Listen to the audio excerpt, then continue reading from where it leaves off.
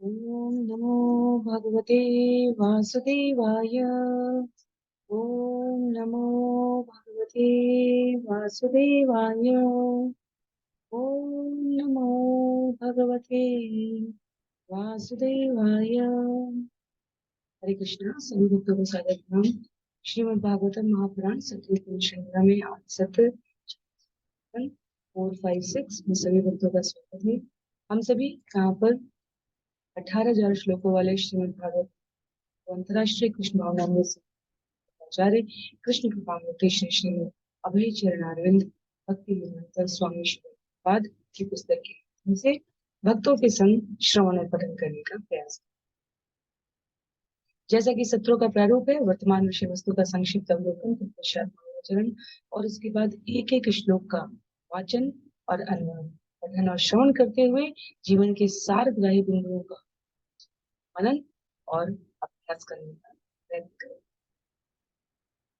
वर्तमान विषय वस्तु के संदर्भ में आज के सत्र में सत्र 4, 5, 6 456 में हम सभी स्कंद 10 अध्याय 1 आरंभ करने जा रहे हैं। स्कंद 10 भगवान श्री कृष्ण की समस्त लीलाओं का संकलन करने का सुखदेव गोस्वामी द्वारा महाराज परीक्षित के पूछे प्रस्तुत की गई कथाक्रम की श्रृंखला का एक परिचय। स्कंद 10 अध्याय 1, जिसका नाम है भगवान श्री कृष्ण का अवतार, एक परिचय। इसमें 69 श्लोक है, 69 श्लोक है और जिसकी समाप्ति के पश्चात स्कंद 10 के अब तक के श्रवण और पठन किए गए श्लोकों की संख्या 69 होगी और पूरी श्रीमद् भागवतम से तक के श्रवण किए गए कुल श्लोकों की संख्या 8,200।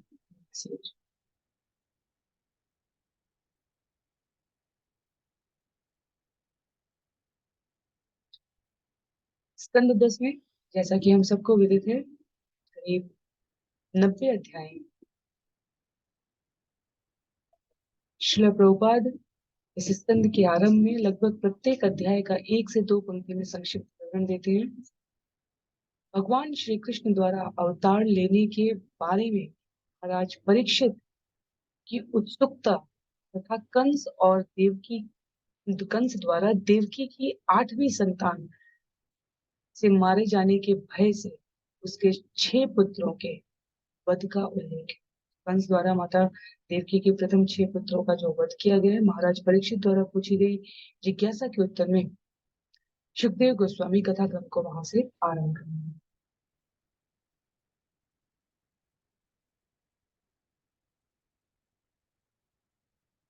समय की प्रतिबद्धता का ध्यान रखते हुए हम सभी आरंभ करेंगे मंगलाचरण से और उसके बाद एक एक श्लोक के वाचन से शिव आगे समझने का प्रयत्न करें। नारायणं नमस्कृत्य नरं चैव नरोत्तमं देवीं सरस्वतीं व्यासं ततो जयमुदीरये। शृण्वतां स्वकथा कृष्ण पुण्यश्रवणकीर्तनो यद्यन्तस्तूयभद्राणि विदुनोति सुयत्स्यताम्। नष्टप्रायेषु भद्रेषु नित्यं भागवत सेवया भगवत्युत्तमश्लोके भक्तिर्भवति नष्टिकी। ओमज्ञानतिमिरान्धस्य ज्ञानाञ्जनशलाकया चक्षुरुन्मीलितं येन तस्मै श्रीगुरुवे नमः। मूकं करोति वाचालं पङ्गुं लङ्घयते गिरिं यत्कृपातमहं वन्दे परमानन्दमाधवम्।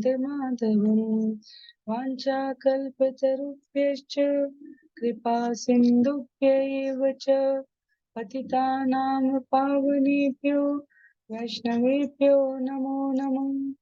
जय श्री कृष्ण चैतन्य प्रभु नित्यानंद श्री अद्वैत गदाधर श्रीवासादि गौर भक्तवृंद। हरे कृष्णा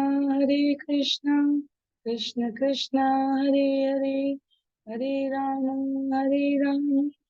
राम राम हरे हरे, हरे कृष्णा कृष्ण कृष्ण हरे हरे, हरे राम राम राम हरे हरे, हरे कृष्णा कृष्ण कृष्ण हरे हरे, हरे राम राम राम हरे हरे, हरे कृष्णा कृष्ण कृष्ण हरे हरे, हरे राम राम राम हरे हरे। हरे कृष्णा। पुनः सभी भक्तों को सादर प्रणाम। श्रीमद् भागवतम सत्रों की इन श्रृंखला में आज सत्र 456 456 में हम सभी स्कंद 10 अध्याय 1 भगवान श्री कृष्ण का अवतार परिचय आरंभ करने जा रहे हैं, जिसमें 69 श्लोक 69 श्लोकों वाले इस अध्याय को श्रील प्रभुपाद कहते हैं कि किस प्रकार देवकी के 8वें पुत्र द्वारा मारे जाने के अपशगुन को सुनकर डरे हुए कंस ने देवकी के पुत्रों को एक एक करके, प्रथम 6 पुत्रों को एक एक करके मार डाला। इसका उल्लेख शुकदेव गोस्वामी द्वारा यहाँ किया गया है, जहाँ महाराज परीक्षित द्वारा मनुष्य रूप में भगवान के अवतार लिए जाने की जिज्ञासा का निवेदन समाधान करने के लिए शुकदेव गोस्वामी से अनुरोध। स्कंद 10 अध्याय 1 श्लोक संख्या। श्रीराजोवाच कथितो वंश विस्तारो भवता सोम सूर्ययो राज्ञां चोभयवंशानां चरितं परमाद्भुतम। राजा परीक्षित ने कहा, हे प्रभु, आपने चंद्रदेव तथा सूर्यदेव दोनों के वंशों का, उनके राजाओं के महान तथा अद्भुत चरित्रों का विशद वर्णन किया है।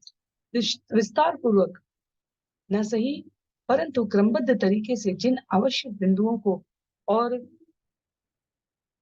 व्यक्तियों को उल्लिखित करने की आवश्यकता थी, सुखदेव गोस्वामी द्वारा महाराज परीक्षित के समक्ष उसको प्रस्तुत किया।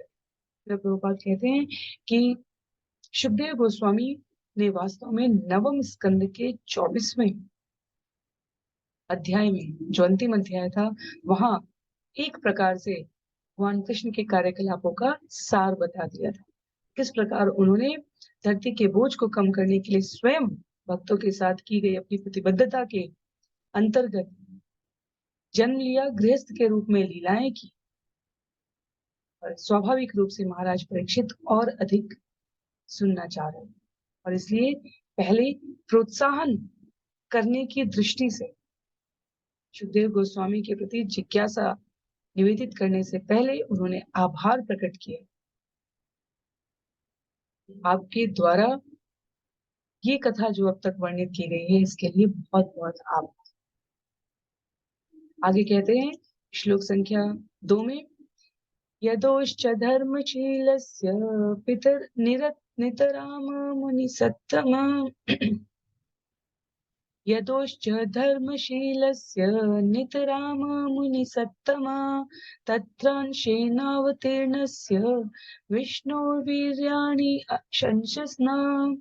हे मुनि श्रेष्ठ, आप परम पवित्र तथा धर्मशील यदुवंशियों का भी वर्णन कर चुके हैं।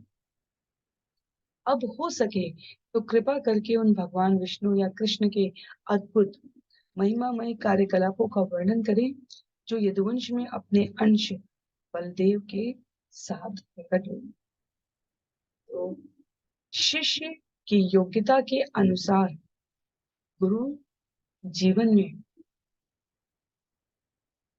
रहस्यों का उद्घोषण करते हैं। जिस अनुपात में शिष्य गुरु के समक्ष नत है, विनीत है, समर्पित है, उस अनुपात में गुरु के द्वारा गूढ़ तत्वों का रहस्योद्घाटन किया जाता है। जब हम द्रोणाचार्य की पांडवों और कौरवों को समान रूप से दी जा रही शिक्षाओं के बारे में श्रवण कर रहे थे, तब जिस गुरु के समक्ष सभी शिष्य समान थे, वहां भी हमें श्रवण करने को मिल जाता है कि अर्जुन के प्रति अनुराग अन्यों की तुलना में अधिक था, स्वाभाविक रूप से, और अन्यों की तुलना में नहीं, यहाँ तक कि अपने पुत्र की तुलना में भी द्रोणाचार्य का जो अनुराग है वो स्वाभाविक रूप से अधिक था। इसका कारण ये है कि एक श्रेष्ठ गुरु शिष्य की योग्यता के अनुपात में अपने आप को उसके सामने उद्बोधित कर। तो अर्जुन की विनयशीलता, अर्जुन की लगन ज्ञान प्राप्त करने की, अर्जुन की एकाग्रता, एक दत्त चित्तता अन्यों की तुलना में यहाँ परीक्षित महाराज स्कंद 1 से स्कंद 9 तक के विषयों का श्रवण कर चुके। उनके जीवन के कुछ एक दिन शेष बाकी है और वो अनुरोध कर रहे हैं सुखदेव गोस्वामी से कि आपके द्वारा ये परम पवित्र और धर्मशील यदुवंशियों के वर्णन के पश्चात यदि संभव हो तो भगवान के बारे में भी, उनकी लीला के बारे में भी किंचित मात्र उद्घोष किया। क्योंकि श्री प्रभुपाद यहाँ तात्पर्य में कह रहे हैं भगवान जो सभी के उद्गम है, जिनका अन्य कोई उद्गम नहीं है, जो समस्त कारणों के कारण है। ब्रह्म संहिता के श्लोक को उद्धृत करते हुए तात्पर्य में कहते हैं यस्य कनिष्व सत्कालमथावलंब्य जीवन्ति लोम विलजा जगदण्डनाथा विष्णुर्महान् स इह यस्य कला विशेषो गोविन्दमादिपुरुषम् तमहं भजामि। असंख्य ब्रह्मांडों के प्रधान ब्रह्मागण महाविष्णु के एक श्वास की अवधि के बराबर जीवित रहते हैं। महाविष्णु जिन आदि भगवान गोविंद के अंश मात्र हैं, मैं उनकी पूजा करती हूँ।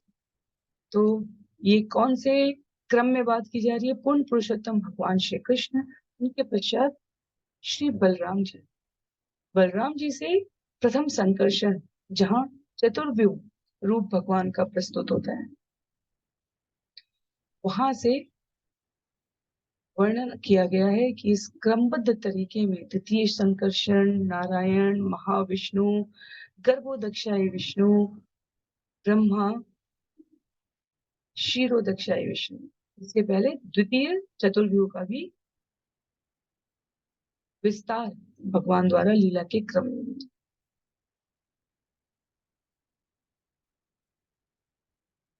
तो जब बलराम प्रकट हुए हैं भगवान से पूर्व माता देवकी के 7वें पुत्र के रूप में, तो उनके साथ सारे के सारे विष्णु तत्व भी प्रकट। और महाराज परीक्षित निवेदन करते हैं सुखदेव गोस्वामी से कि कृपया कृष्ण तथा उनके महिमा में उन कार्यकलापों का तनिक विस्तार से वर्णन करें। भगवान का वर्णन आचार्यों ने कहा है कि अनंत देव जिनके हजारों सिर हैं और हजारों जीवों से वो कृष्ण का वर्णन करने का प्रयत्न करें तो भी अनंत काल तक ये वर्णन अधूरा रह सकता है। महाराज परीक्षित के द्वारा निवेदन किए जाने पर सुखदेव गोस्वामी भक्तों के सुख के लिए उसको वर्णन करने का प्रयत्न करते। श्लोक संख्या 3 में अवतीर्य यदो वंशे भगवान भूत भावना कृतवान्यानि विश्वात्मा तानि नो वद विस्तरात्। परमात्मा अर्थात पूर्ण पुरुषोत्तम भगवान श्री कृष्ण जो विराट जगत के कारण यदुवंश में प्रकट हुए, आप कृपा करके मुझे उनके यशस्वी कार्यकलापों का, उनके चरित्र का आदि से लेकर अंत तक। महाराज परीक्षित ने भगवान की प्रत्यक्ष रूप से कृपा प्राप्त की। जन्म के समय यहाँ कथा श्रवण करके वो उस कृपा की महिमा की अनुभूति पूरी तत्परता से करें। श्लोक संख्या 4 में निवेदन करने के पश्चात महाराज परीक्षित कहते हैं निवृत्त तरशे रूप गीयमाना भवो शधाक्षोत्र मनोभिरामात् क उत्तम श्लोक गुणानुवादात् पुमान् विरज्येत विना पशुघ्नात्। भगवान की महिमा का वर्णन परंपरा पद्धति से किया जाता है, अर्थात यह आध्यात्मिक गुरु से शिष्य तक पहुंचाया जाता है। ऐसे वर्णन का आनंद उन लोगों को मिलता है जो इस जगत के मिथ्या क्षणिक वर्णन में रुचि नहीं रखते। भगवान का गुणगान जन्म मृत्यु के चक्कर में फंसे बद्ध जीवों के लिए उपयुक्त औषधि है।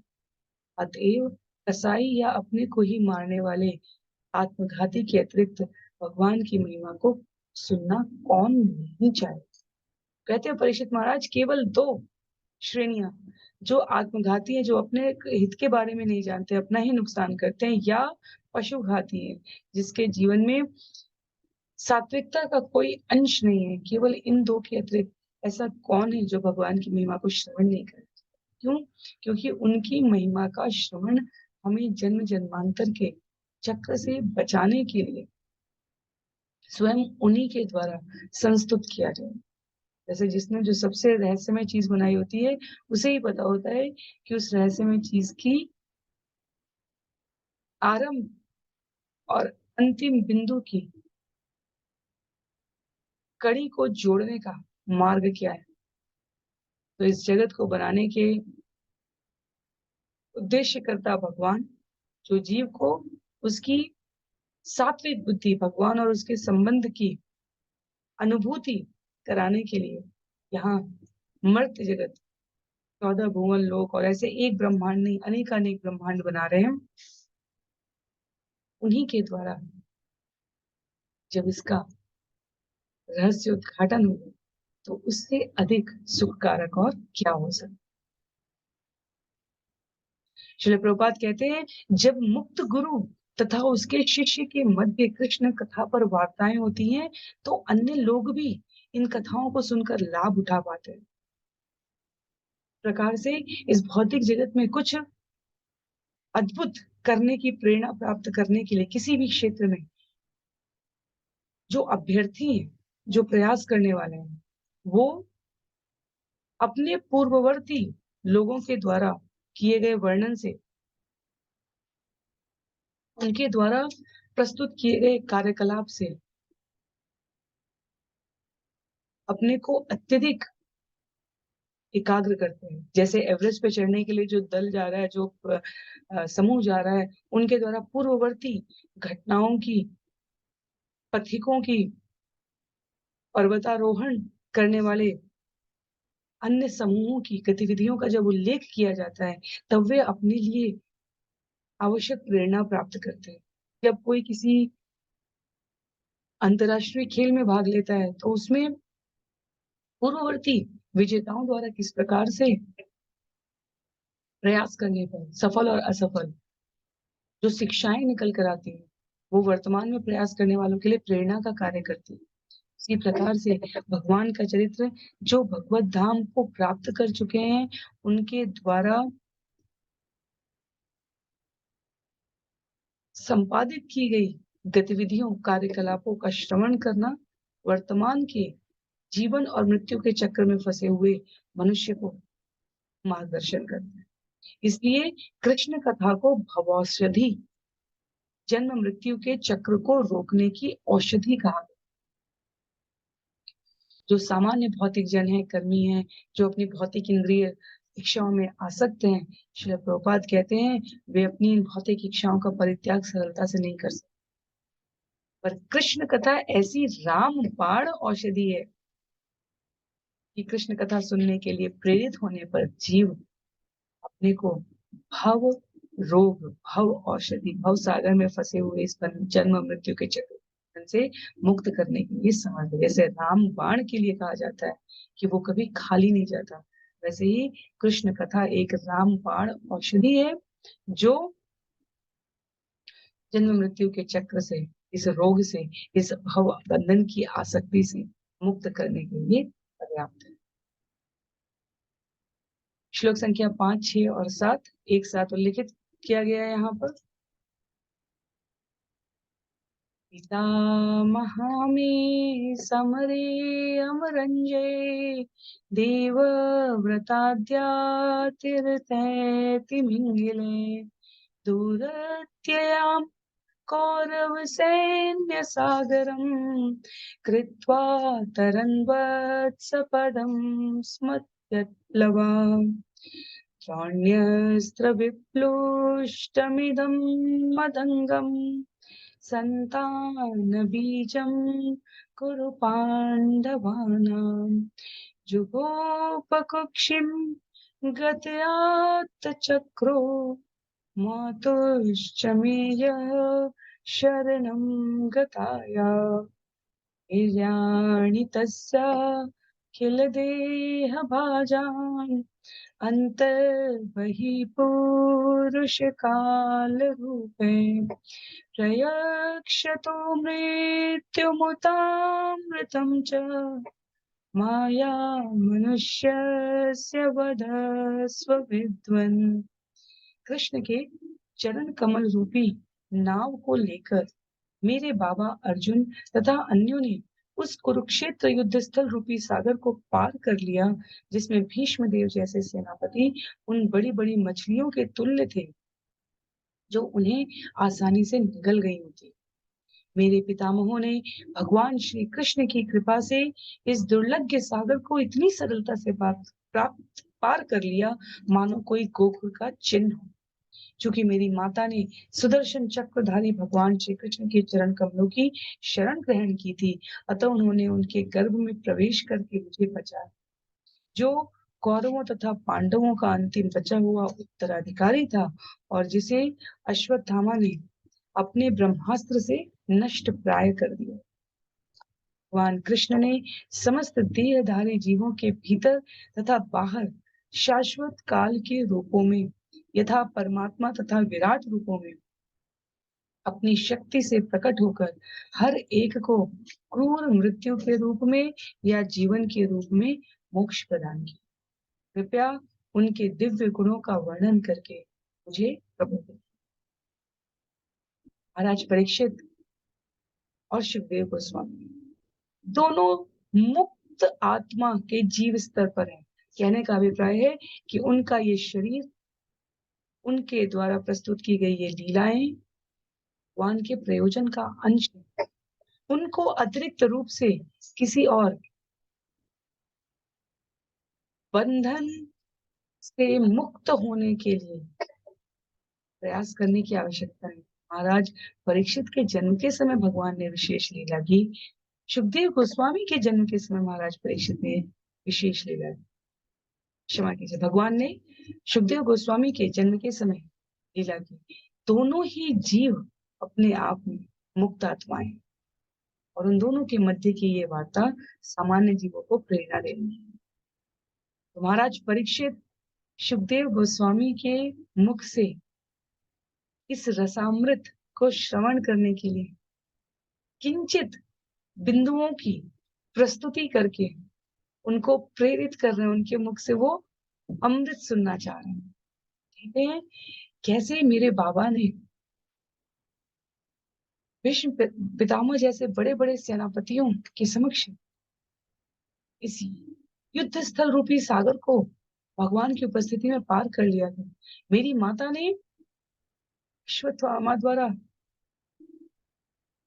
चालित ब्रह्मास्त्र से, जिसने मुझे नष्ट प्राय ही कर दिया था, आपकी शरणागति लेकर रक्षा प्राप्त की। प्रत्येक जीव जो इस भौतिक जगत में प्रकट होकर भगवान का नाम लेता है, ध्यान करता है, श्रवण करता है, काम करता है, उनकी शरणागति में रहता है, उन सब पर भगवान कृपा करते हैं। ऐसे भगवान के दिव्य लक्षणों को, कार्यकलापों को, गुणों को वर्णन करके कृपया मुझे प्रबुद्ध करें।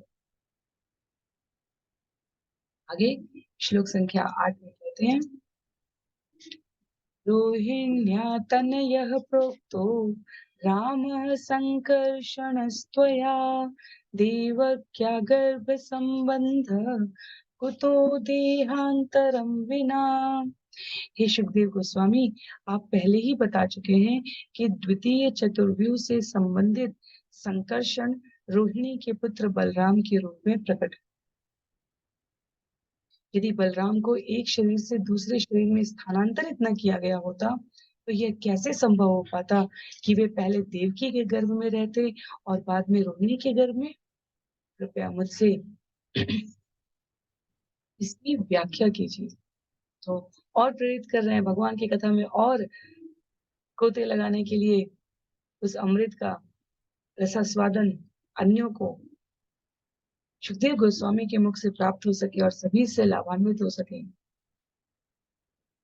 महाराज परीक्षित संकेत कर रहे हैं प्रश्न के द्वारा कि साक्षात संकर्षण अर्थात बलराम जो प्रसिद्ध है कि रोहिणी के पुत्र हैं, पर यह भी ज्ञात है कि वो देवकी के भी पुत्र हैं। तो किस प्रकार बलराम देवकी तथा रोहिणी दोनों के पुत्र हुए?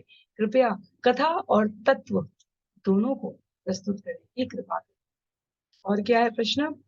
कस तस्मान् मुकुन्दो भगवान् पितुः गेहात् प्रजं गतः क्व वा संज्ञातिभिः सार्धं कृतवान् सात्वतां पथि। भगवान कृष्ण ने अपने पिता वसुदेव का घर क्यों छोड़ा और अपने को वृंदावन में नंद के घर क्यों स्थानांतरित किया? यदुवंश के स्वामी अपने संबंधियों के साथ वृंदावन में कहाँ गए? पूछते हैं क्यों भगवान वृंदावन आए, कैसे भगवान वृंदावन आए और वहां रहकर उन्होंने क्या क्या लीलाएं की। वास्तव में महाराज परीक्षित को सभी कुछ और वो इन वृंदावन लीलाओं को सुनने की उत्सुकता, संबंधियों के साथ नंदगांव वृंदावन चले आने की ये बातें। श्रील प्रभुपाद तात्पर्य में कहते हैं श्रीमद् भागवतम का ये संपूर्ण स्कंद भगवान श्री कृष्ण के वृंदावन तथा द्वारका में संपन्न की गई लीलाओं से जुड़ा। प्रथम 40 अध्यायों में कृष्ण के वृंदावन के कार्यकलापों का उल्लेख है और अगले 50 अध्यायों में कृष्ण की द्वारका लीलाओं का उल्लेख। सुखदेव गोस्वामी से प्रार्थना की है महाराज परीक्षित ने भगवान कृष्ण के विषय में सुनने की अपनी इच्छा पूर्ति के निमित्त की इन लीलाओं का विस्तार से वर्णन करें और एक एक बिंदु, एक एक श्लोक में आरंभिक एक एक बिंदु देते जाते। कहते हैं व्रजे वसन किम अकरोत मधुरपुर्यां च केशव भ्रातरं चावधित कंसं मातु अद्धा अतत अर्हणम। भगवान कृष्ण वृंदावन तथा मथुरा दोनों जगह रहे, तो वहां उन्होंने क्या किया? उन्होंने अपनी माता के भाई कंस को क्यों मारा, जबकि शास्त्र ऐसे वध की रंच मात्र भी अनुमति नहीं देते?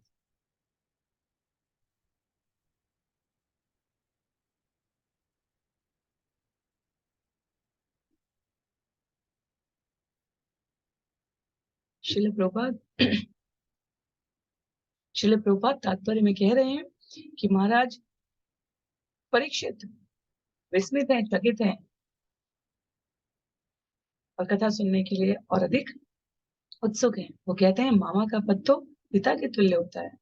मामा के संतान न होने पर भांजा उनकी संपत्ति का वैध अधिकारी बनता है। फिर ऐसी क्या परिस्थिति हुई कि कृष्ण ने अपनी माता के भाई को मारा? कृपया इसका उल्लेख करें। नहीं नहीं, श्लोक संख्या 11 में कह रहे हैं देहम मानुषमाश्रित्य कति वर्षाणि वृष्णिभिः यदुर्पुर्यां सहावात्सीत् पत्न्या कत्य भवन प्रभो। भगवान कृष्ण का शरीर भौतिक नहीं है, फिर भी वे मानव के रूप में प्रकट होते हैं। वे वृष्णि के वंशजों के साथ कितने वर्षों तक रहे? उनकी कितनी पत्नियां थी? वे द्वारका में कितने वर्षों तक? एक एक छोटे छोटे बिंदु, एक एक श्लोक में जिनको लगता है कि भगवान निराकार हैं, उनके लिए यहाँ पर पुष्टि होती है कि भगवान निराकार भी हो सकते और वास्तव में निराकार भगवान की जैसे ये भौतिक जगत भगवान की संपूर्ण सृष्टि का एक चौथाई, संपूर्ण ब्रह्मांड मिला के, ये एक ब्रह्मांड नहीं, संपूर्ण ब्रह्मांड मिला के पूरे सृष्टि का एक चौथाई भाग बनता है। 3/4 जगत आध्यात्मिक आकाश में, एक चौथाई जगत में अनेक असंख्य ब्रह्मांड कहे जाते हैं कि वो भौतिक प्रकृति के नियमबद्ध संचालन में संचालित हो रहे हैं। सृजन हो रहा है, पालन हो रहा है, संहार हो रहा है। उसी प्रकार से जिनको लगता है कि भगवान निराकार है या निराकार है, महाराज परीक्षित उनको स्पष्ट संकेत दे रहे हैं कि भगवान का वास्तविक स्वरूप तो नराकृति है। पुरुषोत्तम कहे गए हैं भगवान, मर्यादा पुरुषोत्तम कहे गए हैं या लीला पुरुषोत्तम कहे गए हैं, और ये दोनों ही स्वरूप भगवान वास्तव में मूल उद्भूत पूर्ण पुरुषोत्तम से प्रकट हुए। ऐसे भगवान जो अनेकों अनेक लीलाएं मनुष्य रूप में आकर इसलिए संपादित कर तो ये विश्वास पूर्ण बना रहे कि भगवान निराकार नहीं, निराकार, किसी को भी किसी प्रकार की इसमें संदेह की होती नहीं। श्लोक संख्या 12 में एतत् अन्यच्च सर्वं मे मुने कृष्ण विचेष्टितं वक्तुम् अर्हसि सर्वज्ञ श्रद्धानाय विस्तृतम्। हे महामुनि, आप कृष्ण के विषय में सब कुछ जानते हैं, अतएव उन सारे कार्यकलापों का वर्णन विस्तार से करें जिनके बारे में मैंने पूछा है, तथा उनके बारे में भी जिनके विषय में मैंने नहीं पूछा, क्योंकि उन पर मेरा पूर्ण विश्वास है और मैं उन सबको सुनने के लिए अत्यंत उत्सुक हूँ।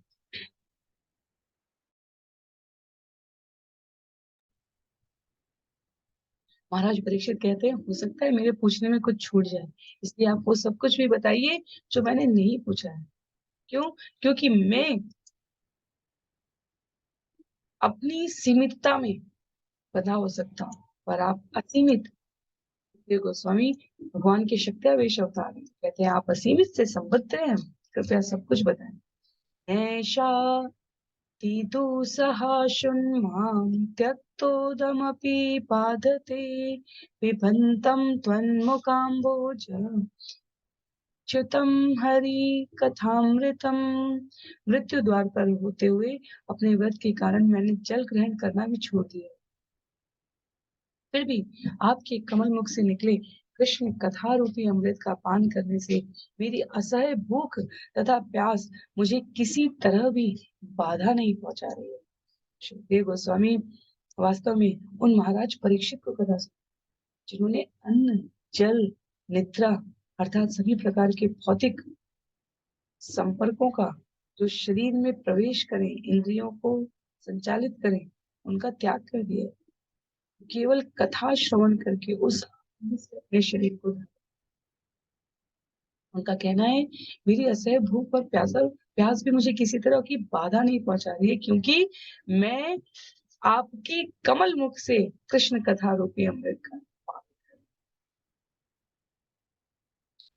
सुखदेव गोस्वामी के संबंध में श्रील प्रभुपाद यहाँ तात्पर्य में कह रहे हैं कि मनुष्य होने के नाते महाराज परीक्षित को भूख और प्यास लगना स्वाभाविक था, और सुखदेव गोस्वामी संभवतः कृष्ण कथा को एक अल्प विराम, विराम नहीं तो अल्प विराम देना चाह रहे होंगे। इसलिए महाराज परीक्षित स्पष्ट कर रहे हैं कि उपवास रखने के बावजूद भी मैं थका हुआ। एक बार अत्यंत प्यासा होने पर शमी ऋषि के आश्रम में जाकर, जहां मुनि ने मुझे जल नहीं दिया और मैंने कंधे पर एक मृत सर्प लपेट दिया था, एक ब्राह्मण, उनके ब्राह्मण बालक ने मुझे श्राप दे दिया। आज मैं भूख और प्यास से तनिक भी विचलित नहीं हूं, अब फिर भी मैं स्वस्थ। कहते हैं श्रील प्रभुपाद, इससे सूचित होता है कि भौतिक स्तर पर भूख तथा प्यास बाधक बन सकती है, पर आध्यात्मिक स्तर पर वास्तव में थकान जैसी कोई वस्तु नहीं। जब संसार के जीव भौतिक साधनों में अपनी भूख और प्यास बुझाने का प्रयास कर रहे हैं तो अतृप्तता बनी हुई है। जब आध्यात्मिक प्यास को बुझाने के लिए प्रयास होने लग जाता है, तब सभी संतुष्ट। सुंदर भाव है। सूत गोस्वामी यहाँ स्मरण करा रहे हैं सुखदेव गोस्वामी और महाराज परीक्षित के मध्य की इस वार्ता के संबंध में। एवं निशम्य भृगुनंदन साधुवादम् वैयासकी स भगवानथ विष्णुरातम् प्रत्यर्च्य कृष्ण चरितं कलिकल्मषग्नम् व्याहर्तुमारभत भागवत प्रधान।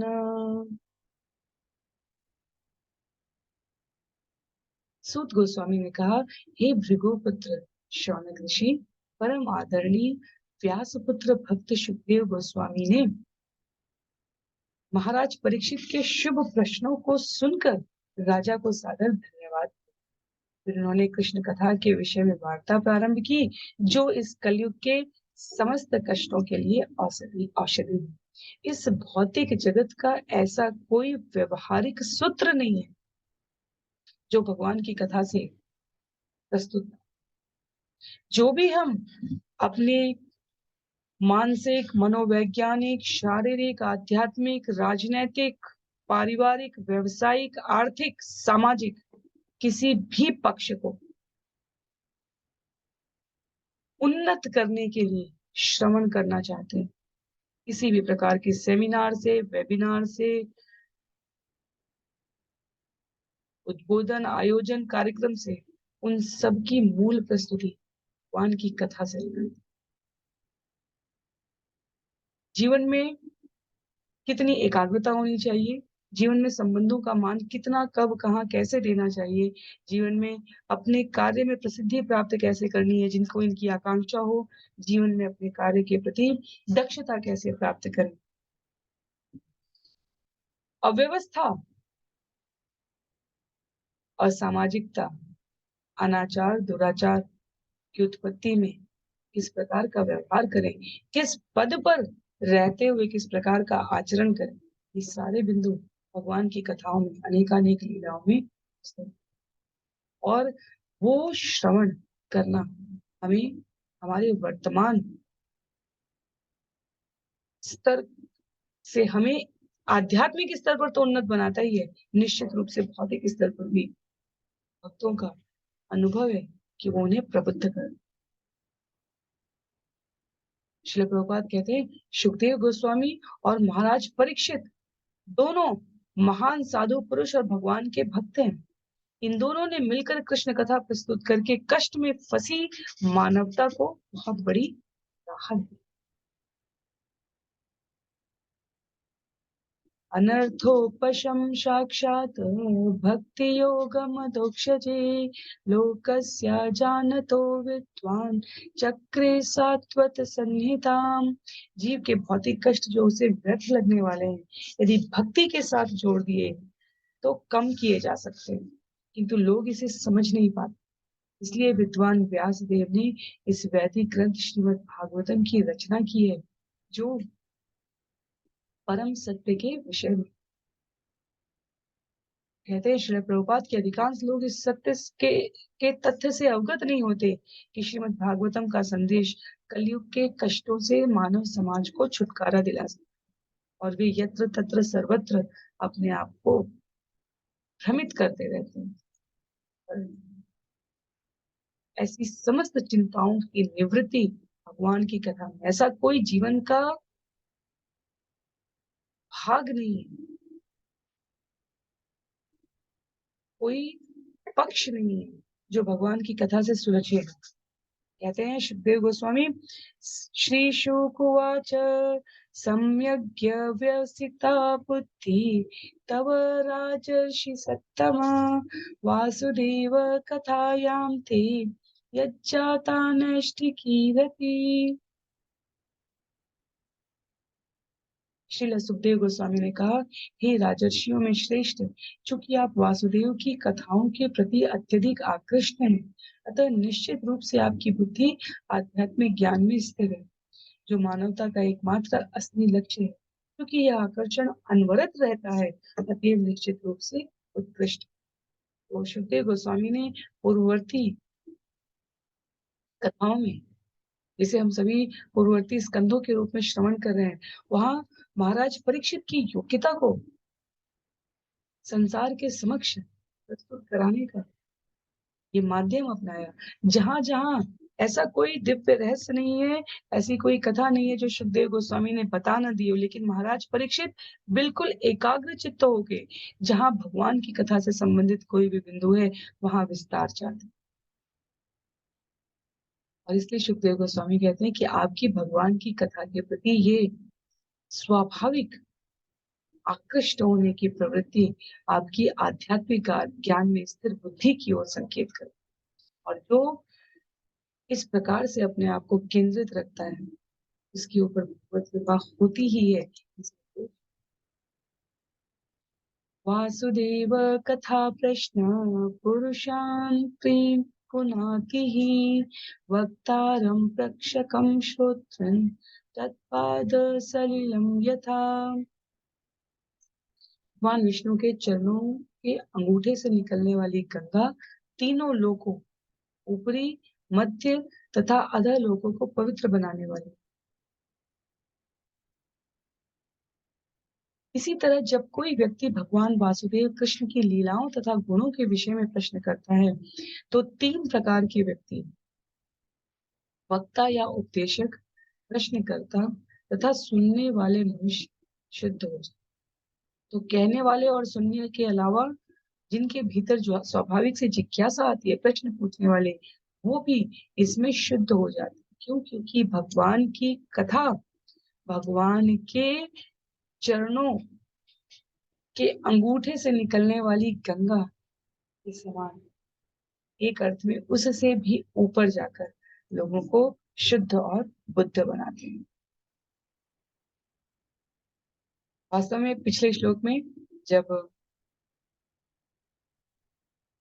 आकर्षण की बात की गई है, तब हम सभी ने श्रवण किया होगा, जब हम भगवान की कथा नहीं श्रवण करते, जब हम भगवान के द्वारा निर्देशित गुणों का जीवन में पालन नहीं करते हैं, तो हमारे जीवन में सदैव व्यथा बनी रहती है। जहाँ भगवान की कथा नहीं है, वहां व्यथा रहती है। ऐसा आचार्य शब्दों के तुकांत में कहते हैं। पर श्रवण करने और न करने के बीच के प्राणियों का अंतर भी हमें स्वाभाविक रूप से दृष्टि। श्लोक संख्या 17 में अब सुखदेव गोस्वामी कथा को लाते हुए कह रहे हैं, भूमि दप्त नृप व्याज दैत्यानीक शत आयुते आक्रांता भूरि भारेण ब्रह्माणं शरणं ययो। इस बार माता पृथ्वी राजाओं के वेश में गर्वित लाखों असुरों की सेना से बोझिल हो उठी। वह इससे छुटकारा पाने के लिए ब्रह्मा जी के पास पहुंची और स्पष्ट रूप से अंकित किया गया है शास्त्रों में कि जब जब भगवत जीवन जीने की, वास्तव में एक पुस्तक भागवत है और दूसरी मनुष्य भागवत है। भगवान की कथा से प्राप्त बिंदुओं को जीवन में आचरण करने वाले व्यक्ति भक्त भागवत है। पुस्तक भागवत भक्त भागवत से श्रवण करनी चाहिए। और जो भक्त भागवत जिस भी समय काल में कमतर संख्या में हो जाते हैं, तो जो शासन कर रहे होते हैं राजाओं के वेश में, वास्तव में माता पृथ्वी खेद करती है असुरों की से। तो अनावश्यक सैनिक व्यवस्था, अनावश्यक रूप से पृथ्वी के संसाधनों का दोहन करने वाले आसुरी प्रवृत्ति के गए, और ऐसे बोझ के कारण भगवान को माता पृथ्वी के निवेदन के उपरांत प्रकट होना ही होता है। तो एक बार के ऐसे ही शासन काल में जब अनेक राजाओं के वेश वाले असुरों से माता पृथ्वी अत्यंत बोझिलता का अनुभव करने लगी, तो वो ब्रह्मा जी के पास पहुंची। अगले श्लोक में, हो भूत्वा अश्रुमुखी खिन्ना क्रन्दन्ति करुणं विभो उपस्थितान्तिके तस्मै व्यसनं समवोचत। माता पृथ्वी ने गाय का रूप धारण किया। वह अत्यंत दुखियारी अपनी आंखों में आंसू भरकर भगवान ब्रह्मा के समक्ष प्रकट हुई और उसने उनसे अपनी विपदा कह। क्या है विपदा? जहाँ प्रकृति के समस्त तत्व प्रकृति का कार्य संपादित करने के लिए भगवत कृपा से उद्भूत होते हैं, वहां उनको परम शांति अपने आसपास भगवत तत्वों को। यदि ऐसा समय काल जीवन आ जाए कि सात्विकता, शुद्ध चरित्रता से संबंधित कोई लक्षण और चिन्ह ही ना दिखे और हर कोई एक दूसरे से छीना झपटी करके जीवन यापन करने में संलग्न है, तो संतुष्टि, प्रसन्नता, शांति सारे तत्व अदृश्य हो जाते हैं। तब माता पृथ्वी ऐसी अवस्था में अपने आप को निरुपाय असहाय पाती। वैसी एक अवस्था थी जिसमें उनके द्वारा निवेदन किया गया। ब्रह्मा तत् उपधार्याथ सहदेवस्तया सह जगाम सत्रिनयन तीरम शीर पयोनिधे। माता पृथ्वी की विपदा सुनकर ब्रह्मा जी माता पृथ्वी तथा शिव जी एवं अन्य समस्त देवताओं के साथ क्षीर सागर के तट पर। ब्रह्मा जी को ये संकटमय स्थिति समझ में आ चुकी है और ब्रह्मांड के विविध कार्यों को संभालने वाले विभिन्न प्रतिनिधियों के संग जो इसको संचालित कर रहे हैं, ब्रह्मा जी ने स्वयं को अन्यों के साथ लेकर श्वेत द्वीप में शयन कर भगवान विष्णु के समक्ष प्रस्तुत किया। श्लोक संख्या 20 में कहते हैं, तत्र गत्वा जगन्नाथं देवदेवं वृषाकपिं पुरुषं पुरुषसूक्तेन उपतस्ते समाहित। क्षीर सागर के तट पर पहुंचकर सारे देवताओं ने समस्त ब्रह्मांड के स्वामी, समस्त देवताओं के परम ईश तथा हर एक का पालन करने वाले और उनके दुखों को दूर करने वाले भगवान विष्णु की पूजा की। उन्होंने बड़े ही मनोयोग से पुरुष सूक्त नामक वैदिक मंत्रों के पाठ द्वारा क्षीर सागर में शयन करने वाले भगवान विष्णु की पुरुष सूक्त प्रार्थनाएं कही गई हैं। सबके सभी शिव जी, इंद्र, चंद्र, सूर्य, समस्त देवता जो भगवान की सत्ता में प्रतिनिधि के रूप में कार्य करते हुए अधिष्ठित है। स्पष्ट करता है यहाँ पर ये एक और सत्य है। जब जब देवी देवताओं को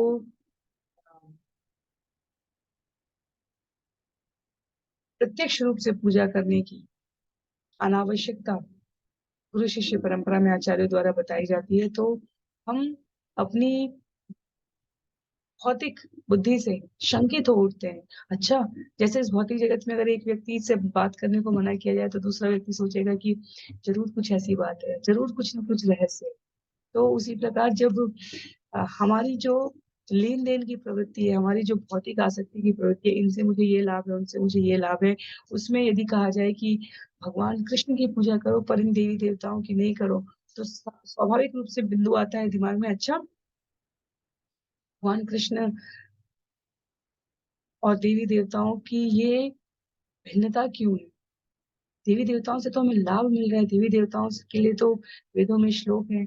इसकी अनावश्यकता उनके लिए कही गई है जो इस जन्म मृत्यु के चक्र के बंधन से अपने आप को मुक्त करना चाहते हैं, जो भगवान के भगवत प्रेम में, भगवान के चरणों में, भगवान के धाम में नित्य निवास करना चाहते हैं। और उनके लिए समयांतर पर जब हम कथाओं को क्रमबद्ध तरीके से श्रवण करें तो ये स्पष्टता भी मिलती है कि कैसे देवी देवता अनेक बार संकट आने पर पूर्ण पुरुषोत्तम भगवान से प्रार्थना करें। देवी देवताओं को अपनी स्थिति के बारे में कोई अस्पष्टता नहीं। देवी देवताओं की कथा को ध्यानपूर्वक श्रवण न करने वाले सामान्य जीव भौतिक लाभ के लिए सोचते हैं कि देवी देवताओं की पूजा ही सर्वश्रेष्ठ। तो उद्देश्य क्या है, कितने स्तर तक हम जाना चाहते हैं, हमारे जीवन का लक्ष्य क्या है? यदि हम देवी देवताओं से प्रार्थना करके इसी भौतिक जगत के सुखों को प्राप्त करके यही पुनरपि जन्मम पुनरपि मरणम पुनरपि जननी जठरे शयनम करना चाहते हैं, तो उसकी तो प्रस्तुति की ही गई है हमारे शास्त्रों में। और देवी देवता जिनकी पूजा करते हैं, जिनकी कृपा मात्र से वो अपने इन दिव्य कार्यों को संपादित करते हैं, वो उन पुरुषोत्तम जिनको चाहिए उनको इस क्रम की अनुगमन की आवश्यकता नहीं है।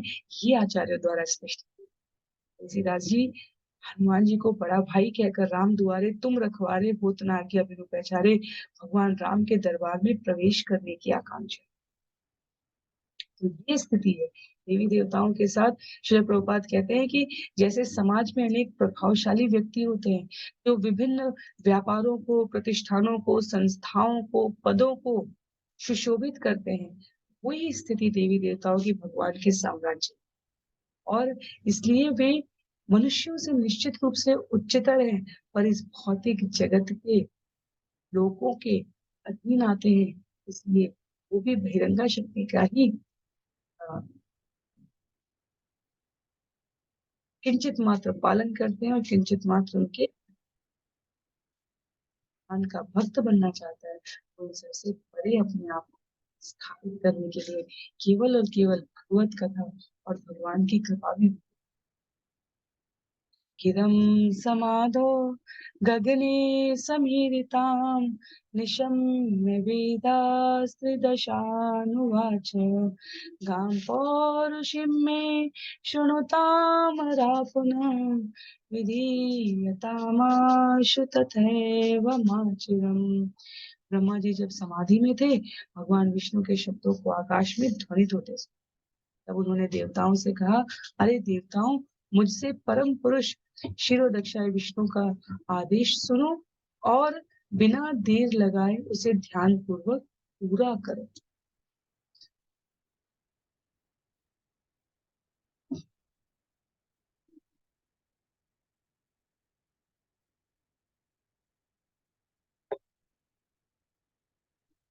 यहाँ पर स्पष्ट जो संकेत है, श्रील प्रभुपाद ने कृष्ण पुस्तक में भी इसे प्रस्तुत करते हुए इसकी महत्ता समझाते हुए कहा कि भगवान के शब्दों को जो सक्षम सामर्थ्यशाली व्यक्ति उस समाधि में सुन सकते, जिन्हें हम परमात्मा कहते हैं, तेने ब्रह्म हृदय या आदि कवि तत्व चित्त हृदय के माध्यम से भगवान के वचनों को स्पष्ट सुना जा सकता है। हमने स्कंद 1 में श्रवण किया, ये हमने स्कंद 2 में श्रवण किया।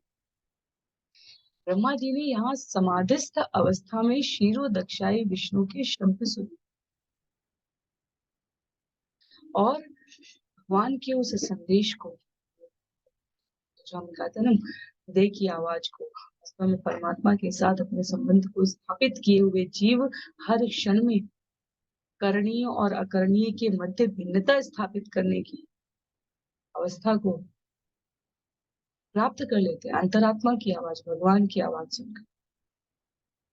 तो ब्रह्मा जी ने जैसे सृष्टि के आदि में अपने हृदय के भीतर भगवान से वैदिक ज्ञान प्राप्त किए, वैसे ही भगवान वास्तव में ब्रह्मा जी को वहां कहीं बाहर लोगों के समक्ष देवताओं के उन्मुख होने पे भी नहीं दिख रहे थे, पर हृदय के माध्यम से वो भगवान को सुन, और यही दिव्यता है भगवान की लीला।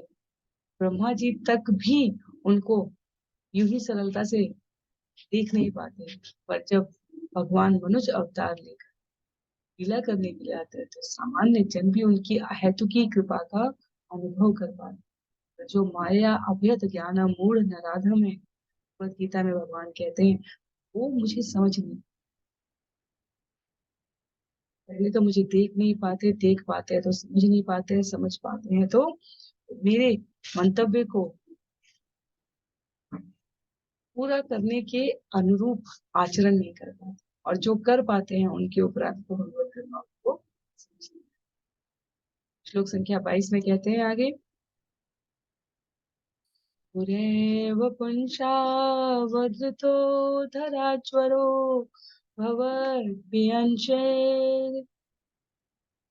यदुषोपजन्यताम् स यावदुर्यां भरमेश्वरेश्वर स्वकालशक्त्या शपयं चरेत् भुवि। भगवान ब्रह्मा जी ने देवताओं को बतलाया, हमारे द्वारा याचना करने के पूर्व ही भगवान पृथ्वी के संकट से अवगत हो चुके थे। फलतः जब तक भगवान अपनी काल शक्ति के द्वारा पृथ्वी का भार कम करने के लिए पृथ्वी पर गतिशील रहे, तब तक तुम सभी देवताओं को यदुओं के परिवार में उनके पुत्रों तथा पौत्रों के अंशों के रूप में अवतीर्ण होना होगा।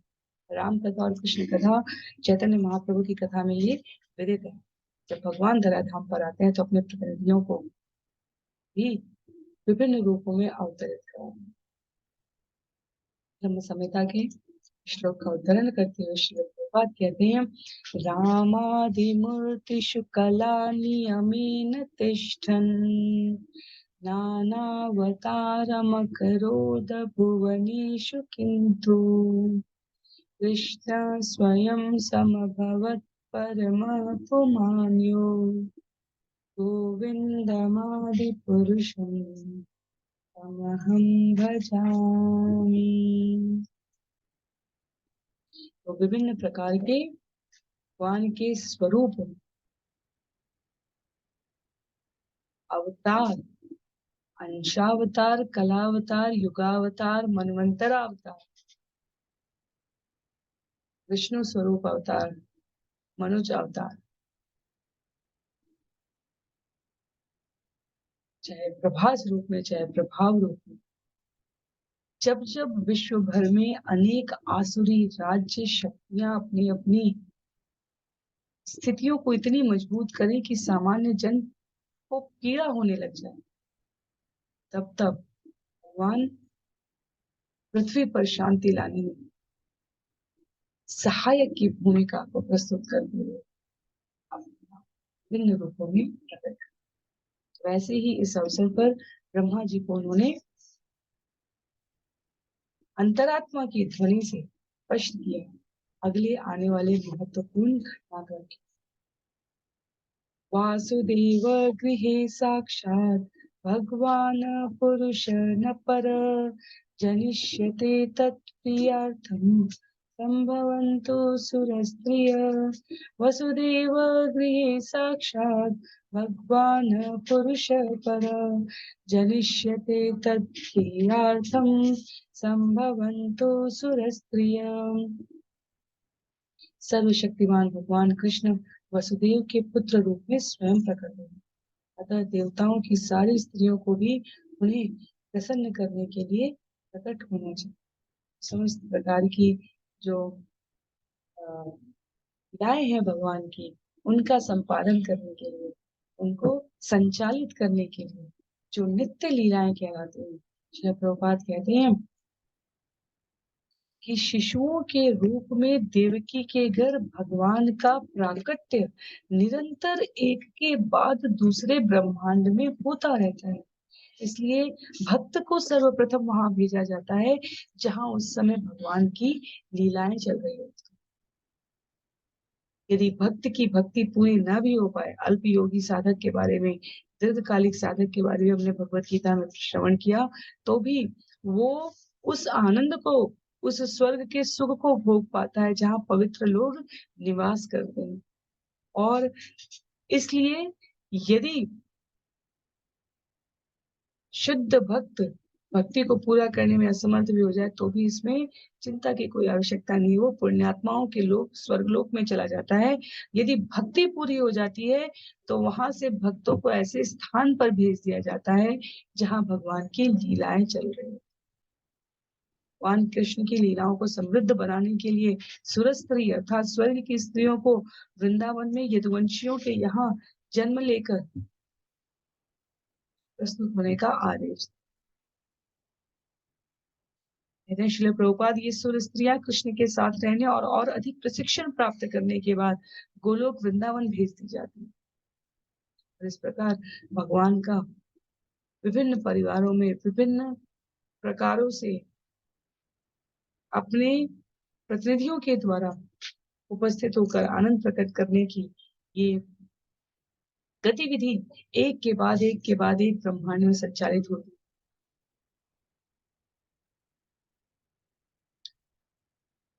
माता अदिति वामन देव को प्रकट करते हैं, जहाँ उपेंद्र अवतार की कथा के बारे में हमने श्रवण किया था।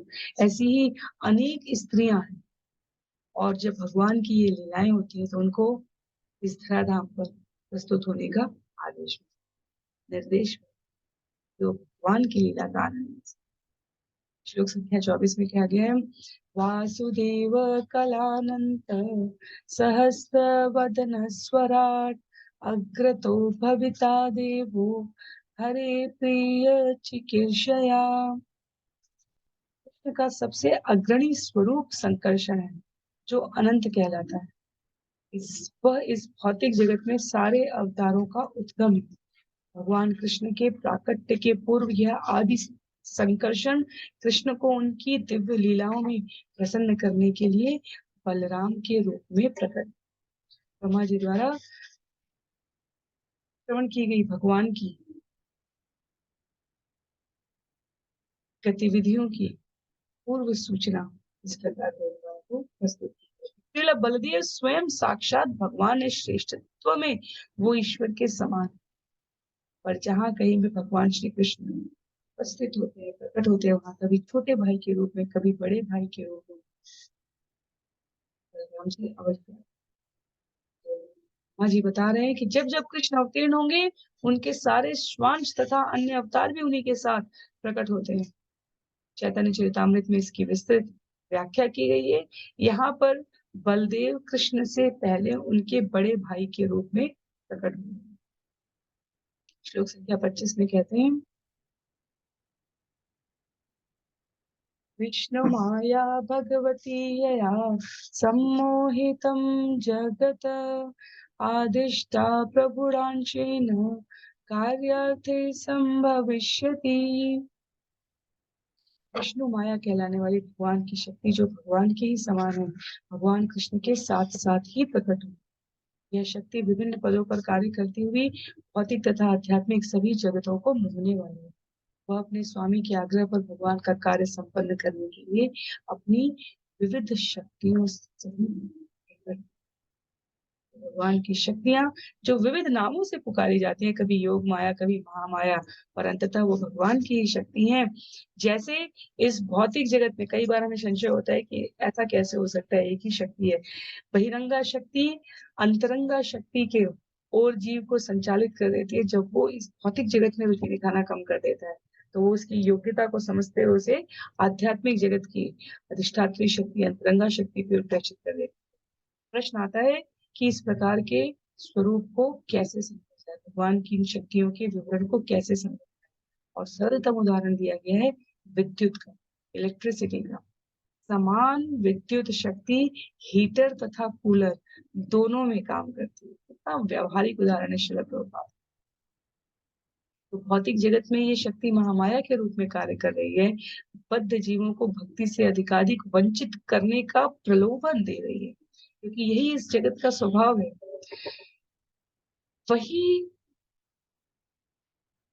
बहिरंगा शक्ति अंतरंगा में भी परिवर्तित होती है, पर उससे पहले यदि कोई अपने को ब्राह्मण, कोई क्षत्रिय, कोई वैश्य, कोई शूद्र, कोई अपने को जगत का स्वामी मानने लगे, तो ये बहिरंगा शक्ति उसे और मोहित करती है। जो इस जगत में और रहना चाहता है, बहिरंगा शक्ति उसे और अनेकों प्रकार से आसक्त करके। पर जैसे ही कोई अपने आप को कृष्ण का नित्य दास मानने लगता है, दिव्य स्वरूप है कृष्ण नित्य दास, वैसे ही यही शक्ति जो महामाया है, वो योग माया बनकर उसे शुद्ध बनने और भगवान की सेवा में अधिकाधिक संलग्न होने में सहायक। तो वास्तव में ब्रह्मा जी स्पष्ट करा रहे हैं कि भगवान की शक्ति जो विष्णु माया है, इसके जो दो स्वरूप आवरणिका तथा उन्मुख, जब भगवान अवतरित होंगे तो उनकी शक्ति भी उनके साथ आएंगी और अनेक प्रकार से कार्य करेगी। योग माया आकर देश काल क्रम के अनुसार विविध कार्यकलाप संपादित करेंगी।